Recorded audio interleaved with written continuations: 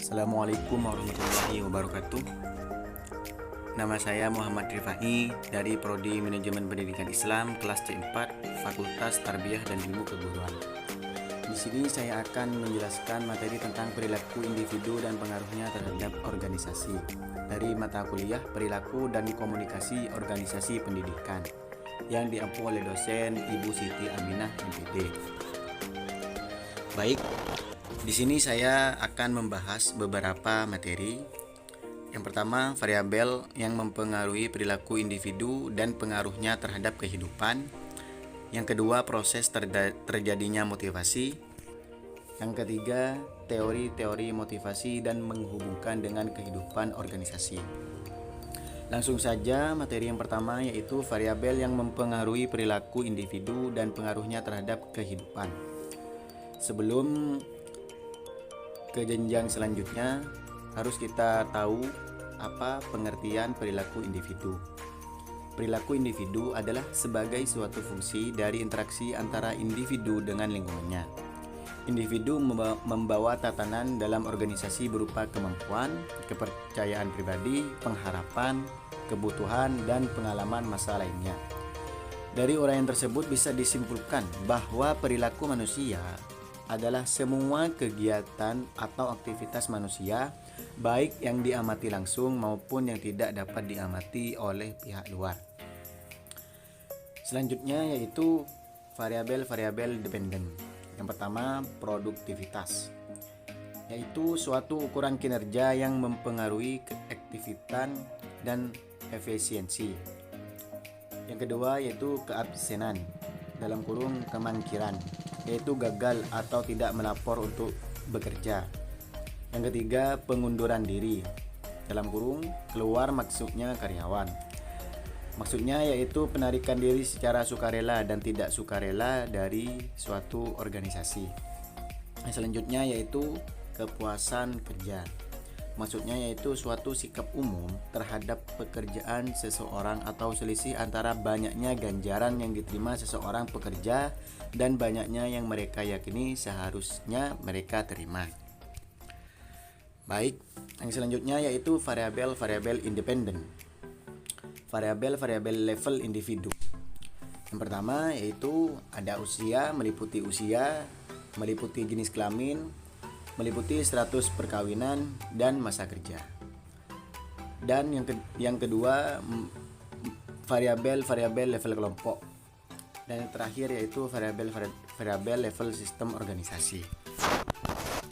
Untuk materi yang kedua yaitu proses terjadinya motivasi. Apa sih motivasi itu? Di sini menurut Stephen Robin didefinisikan sebagai kesediaan untuk mengeluarkan tingkat upaya yang tinggi untuk tujuan-tujuan organisasi yang dikondisikan oleh kemampuan upaya itu untuk memenuhi suatu kebutuhan individual. Motivasi juga didefinisikan sebagai dorongan diri dalam diri individu berdasarkan mana dari perilaku dengan cara tertentu untuk memenuhi keinginan dan kebutuhannya. Adapun pemotivasian dapat diartikan sebagai pemberian motif-motif sebagai pendorong agar orang bertindak berusaha untuk mencapai tujuan organisasional. Untuk selanjutnya yaitu proses motivasi. Di sini proses motivasi sebagai pengarahan perilaku dapat dikatakan sebagai suatu siklus dan merupakan suatu sistem yang terdiri dari 3 elemen. Ketiga elemen tersebut adalah kebutuhan, dorongan, dan tujuan. Dan berikut penjelasannya. Baik, elemen yang pertama yaitu kebutuhan atau needs. Kebutuhan merupakan suatu kekurangan dalam pengertian keseimbangan.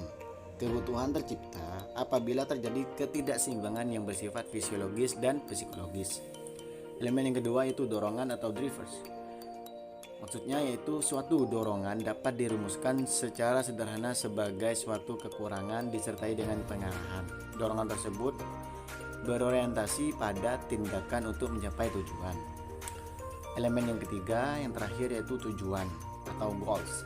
Suatu tujuan dari siklus motivasi adalah segala sesuatu yang akan meredakan suatu kebutuhan dan akan mengurangi dorongan. Jadi, Pencapaian suatu tujuan cenderung akan memulihkan ketidakseimbangan menjadi keseimbangan yang bersifat fisiologis dan psikologis. Baik, untuk materi yang terakhir yaitu teori-teori motivasi dan menghubungkan dengan kehidupan organisasi. Di sini saya telah menemukan beberapa teori-teori. Yang pertama dari teori Maslow, yaitu tindakan atau tingkah laku suatu organisme pada suatu saat tertentu biasanya ditentukan oleh kebutuhannya yang paling mendesak. Teori yang kedua yaitu teori Douglas, yang menyatakan mengadakan sesuatu pembahasan mengenai faktor motivasi yang efektif. Ia menyatakan bahwa ada dua pendekatan atau filsafat manajemen yang mungkin diterapkan dalam perusahaan. Masing-masing pendekatan ini mendasarkan diri pada serangkaian asumsi mengenai sifat manusia yang dinamai teori X dan teori Y. Baik, di sini teori X, apa itu teori X? Yaitu yang pertama, pada umumnya manusia tidak senang bekerja. Yang kedua, pada umumnya manusia tidak berambisi, tidak ingin bertanggung jawab dan lebih suka diarahkan. Yang ketiga, pada umumnya manusia harus diawasi dengan ketat dan sering harus dipaksa untuk memperoleh tujuan-tujuan organisasi. Yang terakhir dari asumsi teori X yaitu motivasi hanya berlaku sampai tingkat lower or needs. Baik, yang kedua asumsi teori Y, yaitu yang pertama bekerja adalah kodrat manusia jika kondisi menyenangkan. Yang kedua, pengawasan diri sendiri tidak dipisahkan untuk mencapai tujuan organisasi. Yang ketiga, manusia dapat mengawasi diri sendiri dan tidak memberi prestasi pada pekerjaan yang diberi motivasi dengan baik. Maksudnya, pada pekerjaan yang dimotivasi dengan baik. Asumsi teori Y yang terakhir yaitu motivasi tidak hanya mengenai lower needs tetapi sampai higher needs. Baik, dari materi yang saya jelaskan dari awal sampai akhir bisa ditarik kesimpulan bahwa motivasi adalah hal yang melatar belakangi seseorang melakukan sesuatu.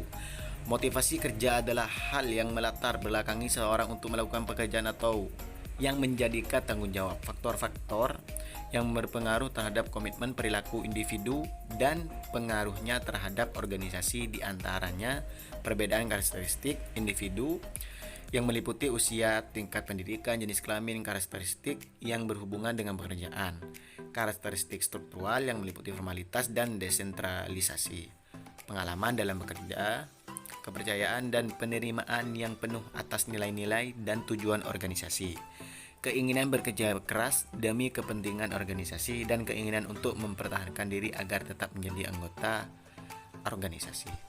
Baik, cukup sekian yang bisa saya sampaikan. Apabila ada kesalahan, mohon maaf yang sebesar-besarnya.